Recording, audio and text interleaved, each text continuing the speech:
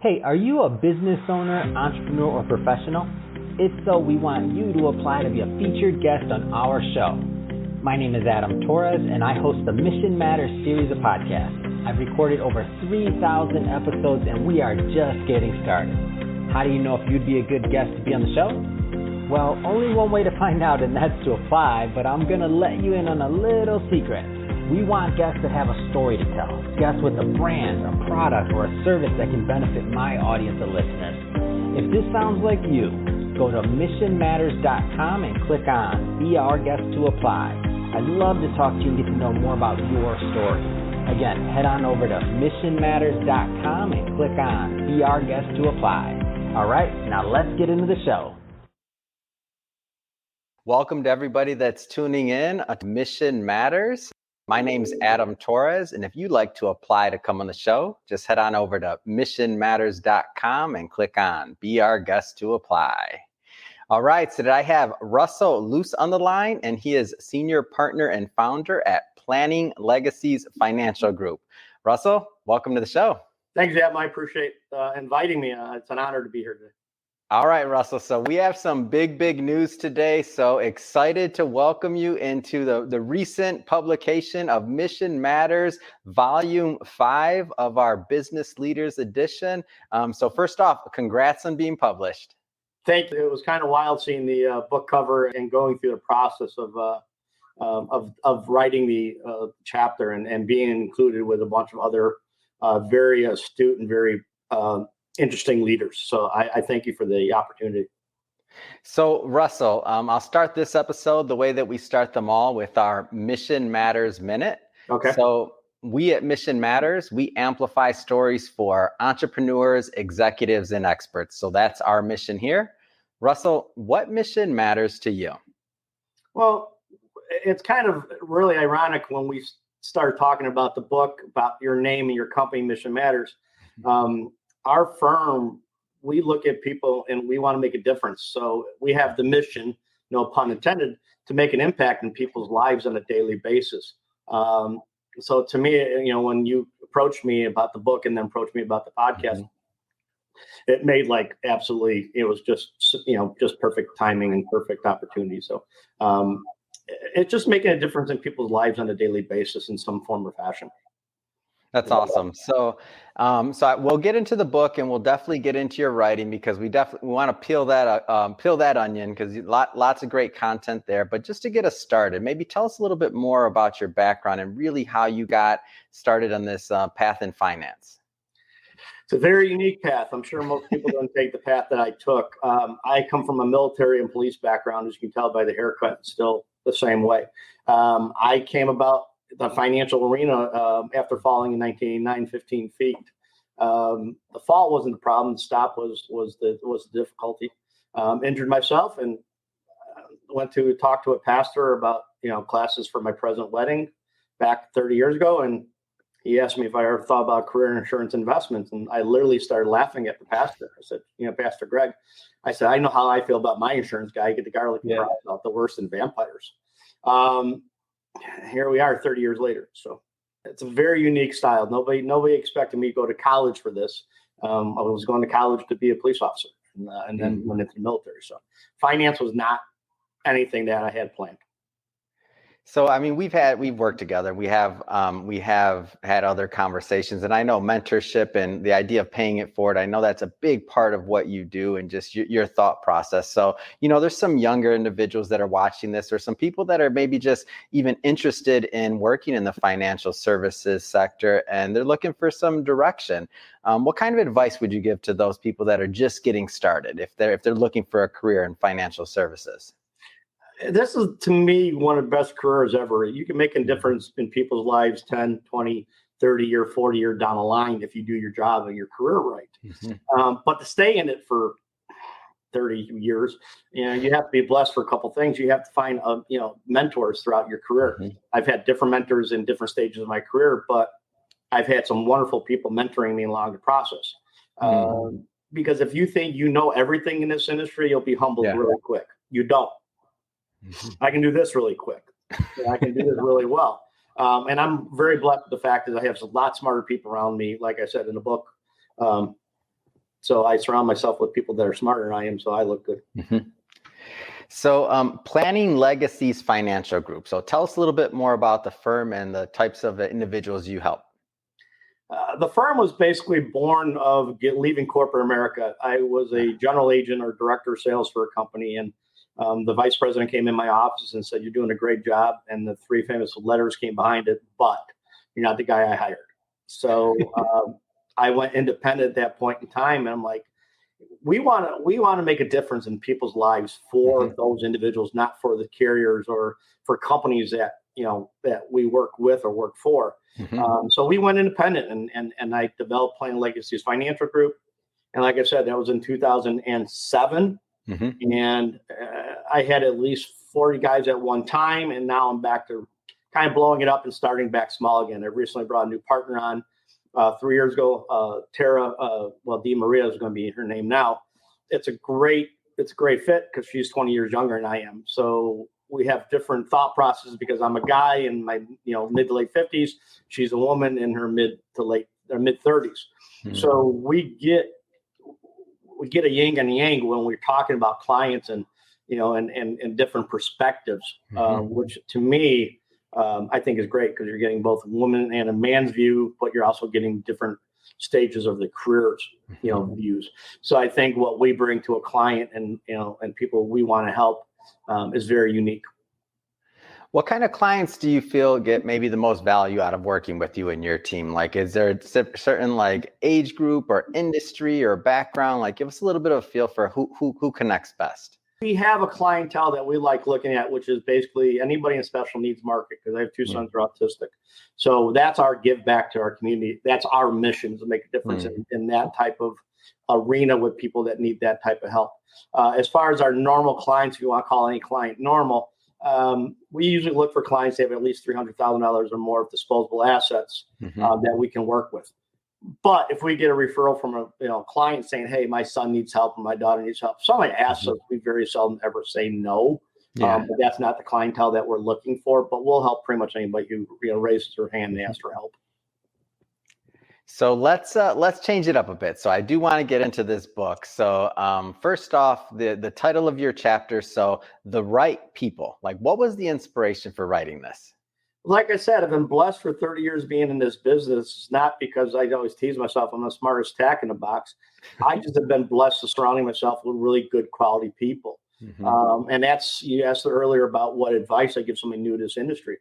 Find good quality people and surround yourself with them. Surround yourself with people that are at a higher level of where you want to be, where you want to strive to be. Not people that are at your current skill set, but people who are where you want to be ultimately. Find those individuals, seek those individuals out, read about them. This book was really great experience for me because it made me think more about how did I come through this industry. And writing the book was, I don't want to say therapeutic, but it helped me understand a little bit more my path, and why I give back and why I like making a difference, why I like mentoring people. I found somebody on Facebook recently that said, "I need a mentor." And I reached out to her. I said, "You're more welcome to pick my brain as long as you do it after my second cup of coffee in the morning. We're great." And she ended up calling, and we're still mentoring her. She's down in Texas. So I just been really blessed with, knowing and having, for some reason, people enjoy my company. I don't know why, but they seem to. And I just get really blessed with getting to know people of, like I said, status in companies or status, higher level of type of skill sets that I don't have or that I want to get to. And, have mentored me as well. It's something you can't get enough of. So you break down your chapter in a couple of different headings, and one of them is look for drive, not talent. Tell me a little bit more about that. The first time I saw that, I saw the head, and I'm like, really? So tell me a little bit more about that. It goes back saying when I recruit or look at individuals, saying, okay, do I want to work with this person? The knowledge part is taught. You can teach knowledge. Okay, they can learn knowledge. They can do YouTube. They can do LinkedIn. There's so many ways for people to get the knowledge. Facebook, even there is so many ways with social media now that people can get knowledge in our industry. What I can't give individuals is the drive, or what I call the fire in the belly. If you don't have the drive to be successful, you're not going to make it in this industry. You have to have that drive. You have to have that, goal orientated type of approach to this business, because you get no a lot. There's a lot of people that they're not saying no to you personally. They're saying no that they don't think they want to say, I don't know what I'm doing and I need help. They don't want to admit.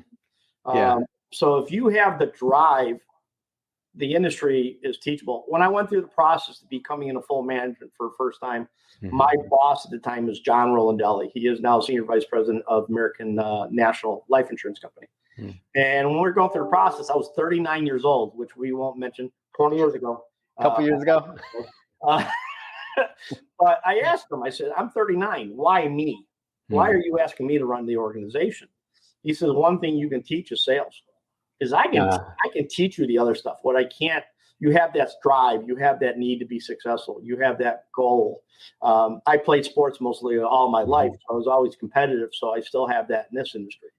I'm always trying to be in the top 10 of whatever insurance companies I work with, or be in the top of our industry, which $1 Million Roundtable. I've always strived for that each year, tried to get to that next level. Matthew McConaughey said something really interesting on his speech. It popped up on Facebook the other day about his, I think when he won his Academy Award. Yeah. There's three things that I look up to. I look up to God every day. I look up at my family and want to, do what's best and show them how proud I am of them. And then he said, I always strive for my hero. My hero is me 10 years from now.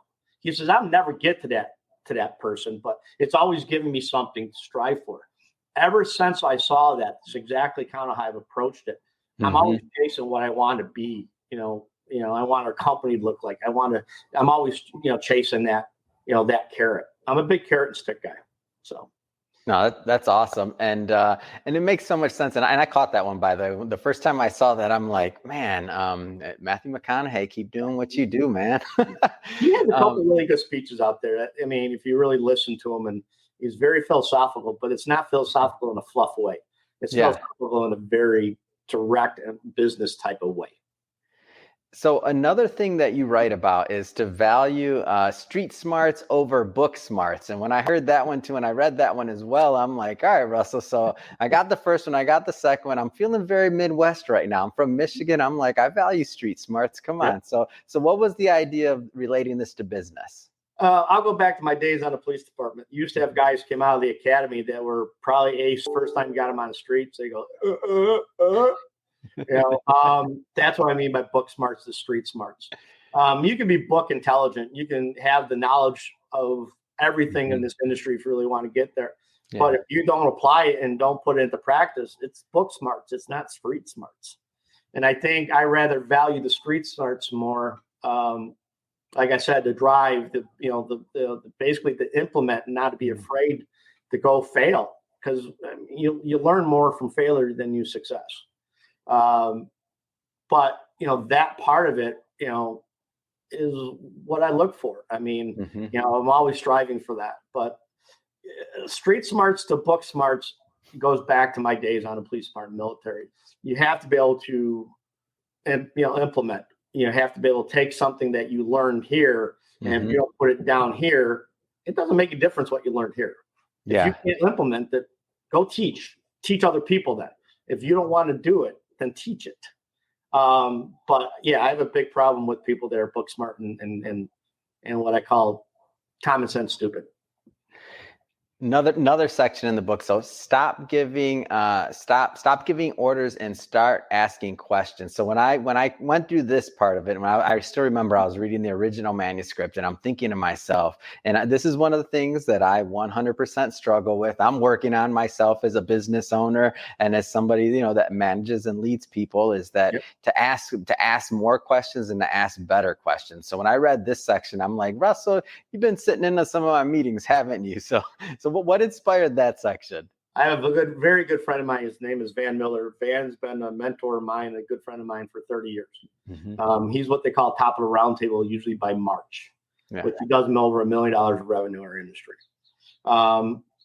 He looked at me. We were in an event, I want to say 2 months ago, maybe 3 months ago, at French Lick, Indiana, for one of the insurance carriers I use a lot of, which is Gleaner Life Insurance Society. And we were at their conference of excellence. And he looked at me. We're sitting at the table by the pool. He looked at me and says, "You really hate when I kind of tell you something that you need to correct, don't you?" I'm like, "Yeah." He said, "Okay." He says, "So if you're telling people all things and I'm telling you things and you don't like me telling you things of what you're doing wrong," he says, "how do you think your clients feel when you're telling them something without, that they're doing wrong without really asking questions?" Yeah. So my paradigm was the 2x4 upside my forehead. It's like, okay, you got me. So, in our industry, we're so used to, and my background of being a police officer in the military, you're used to giving people orders. Yeah. And they're used to having to follow a set of orders. In business, not the case.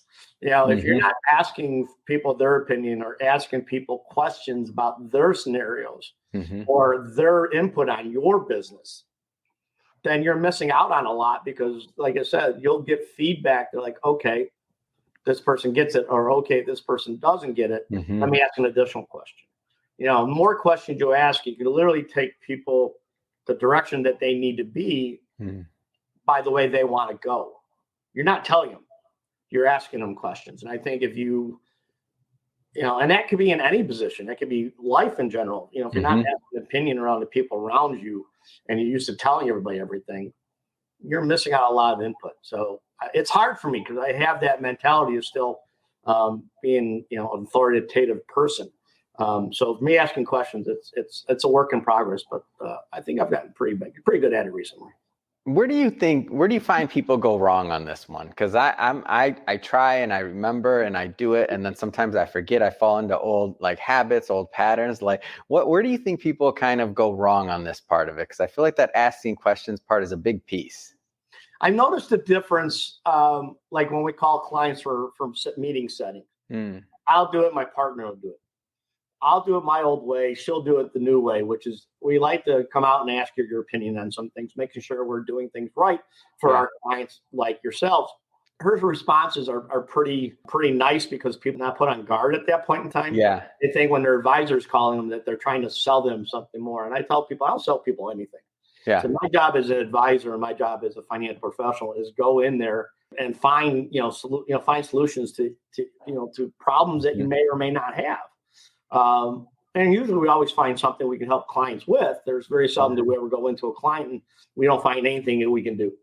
Yeah. Whether that's tweaking a portfolio or revamping a portfolio or putting them into some type of programs and strategies that need to be. But when you tell them they have to do it, it's a lot different when you ask them a lot of really key questions and you take them that direction. All of a sudden, then they're no longer, you become their advocate. You're not becoming their salesperson. And that's what we are. We are their advocates. We're advocating, just like we're advocating with the book. We're helping people, the entrepreneurs that are business leaders. They may read something in a book, like you said, Street Smarts to Book Smarts. And all, you know what? Now that makes sense. Maybe I need to change this approach. My rule of thumb is if I make a difference in one person's life in a day, whether it's giving them a piece of advice, whether it's telling them something, or whether it's actually physically putting them into a different strategy, then I've done my job for the day, or even on a phone call. If I get somebody laughing, I had a car accident back in December. So I was talking to one of the hospitals on a bill, and I had the lady just laughing her fanny off. She was just laughing hysterically. And she goes, "I love you." She goes, "I need you every Monday." So, but treat people and you do things the right way and you ask the right questions. It's not confrontational. You become the advocate, and is what we're trying to do both with Mission Matters and your approach to business, to also the book on leadership. Book on leadership, I think we're advocating for other leaders and other people to make a difference in their employees and their clientele, wherever that clientele may be, their lives. So that's what we should be doing on a daily basis. And I want you to expand on that. So that brings me to the last point of what you wrote, at least in the book. So aim to make a difference. What has that meant to you in your career?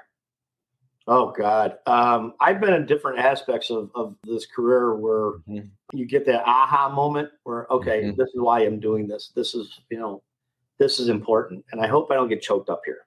Yeah. But we recently did a strategy for a client that they were going to leave their IRA to their children. And we said, okay, this is, I think, a better way of doing this is we're going to do this. And they did exactly what we told them to do. And it was tough because the first time we sat down with the husband and wife, first words out of the wife's mouth is, I'm not buying any life insurance. That was the first words out of her mouth, how we started the conversation. Yeah. And then we approached it. Well, if you do this and you do this, this is what's going to happen. And I don't want to go into a lot of great details, but that was March of 2020. I get a phone call in December 2020 from their son telling them that they both died. Oh, which was totally amazing that it happened, and both happened due to a health issue. But when we sat down and delivered the check to the son, he goes, you don't realize what you did for my family.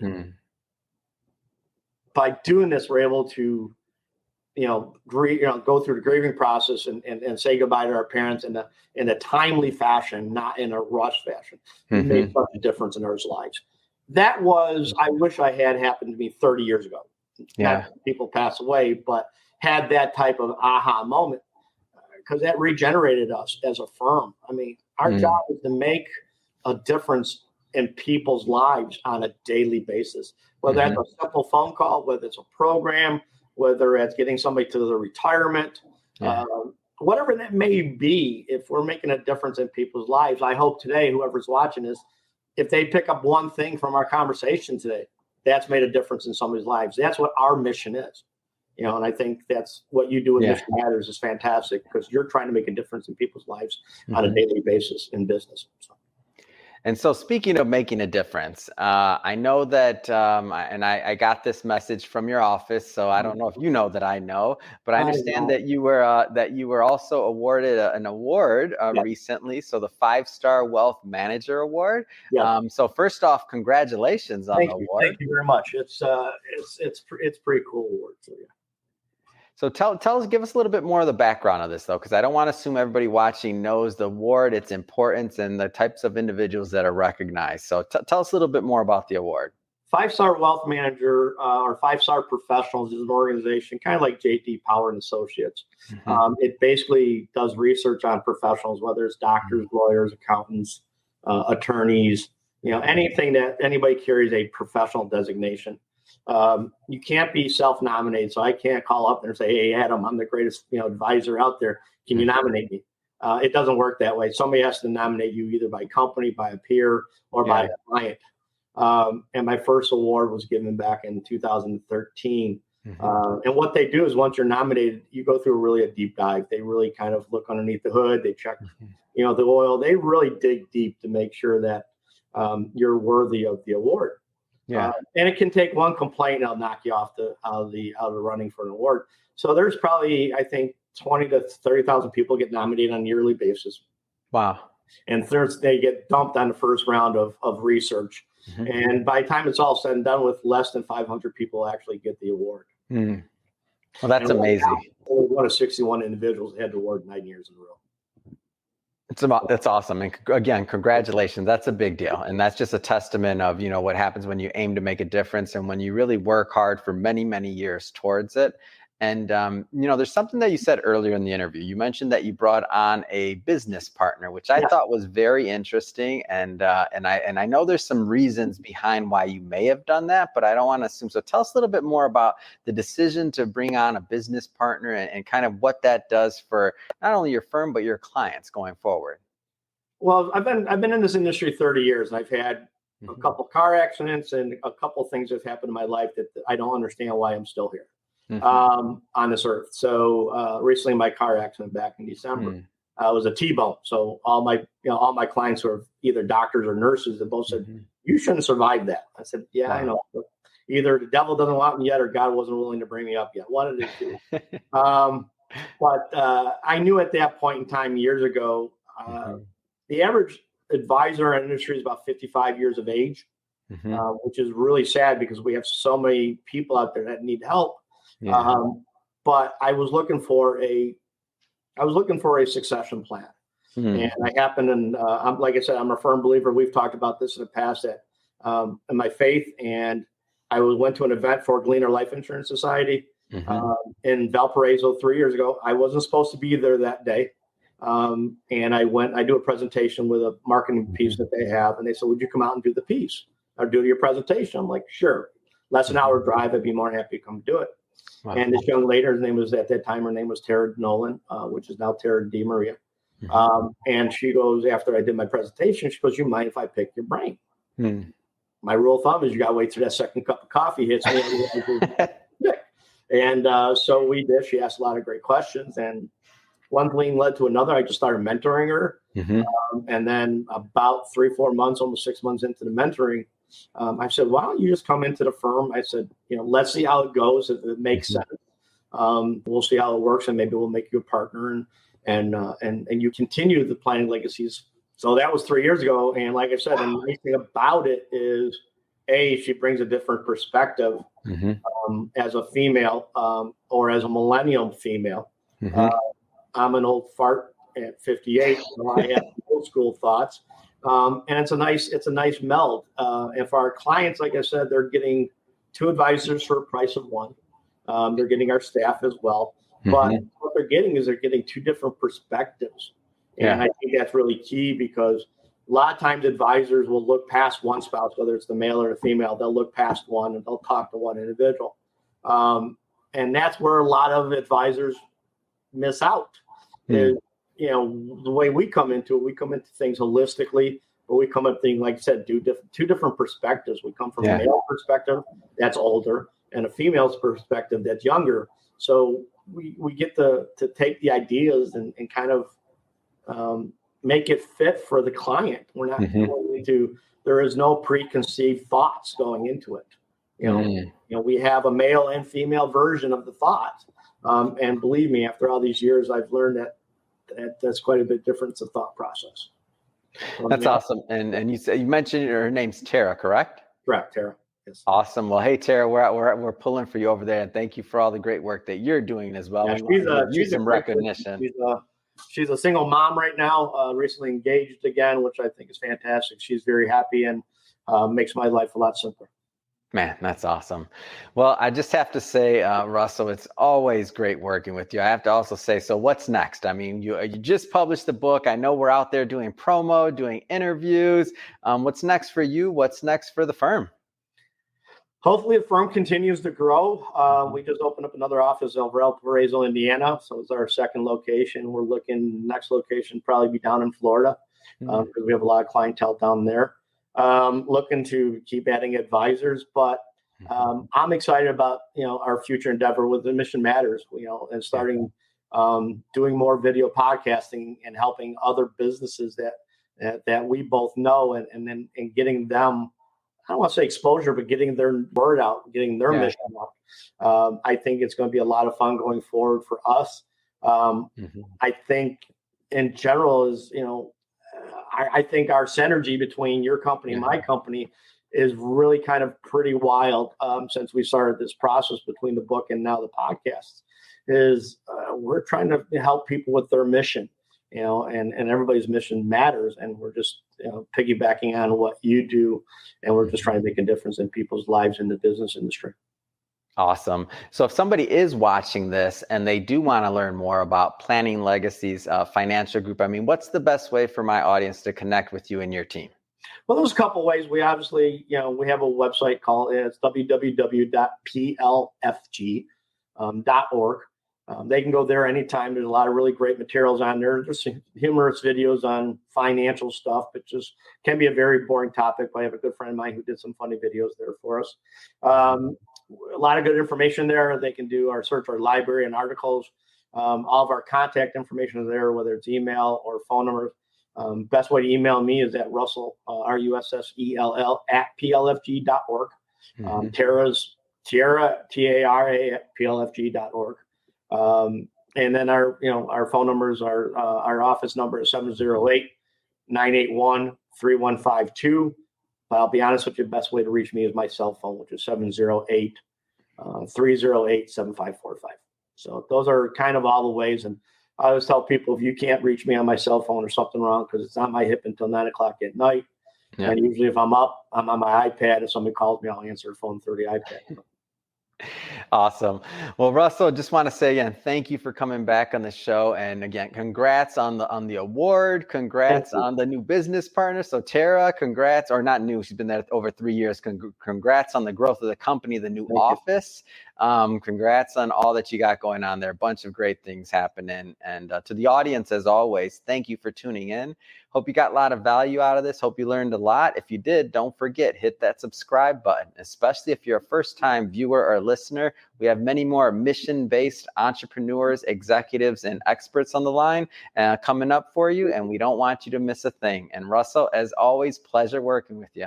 Same thing, Em. I'd like to say to the audience, if you're watching this, please go to Mission Matters website. There's a lot of really good content there. There's individuals there who have some phenomenal stories that if you pick up one thing out of that story, that was worth your 15, 20 minutes, half an hour, hour of your time. If you don't, you're going to miss out on a lot. So thank you again for what you do in Mission Matters, and you are making a difference in people's lives and business. So thank you very much. Awesome. Thank you.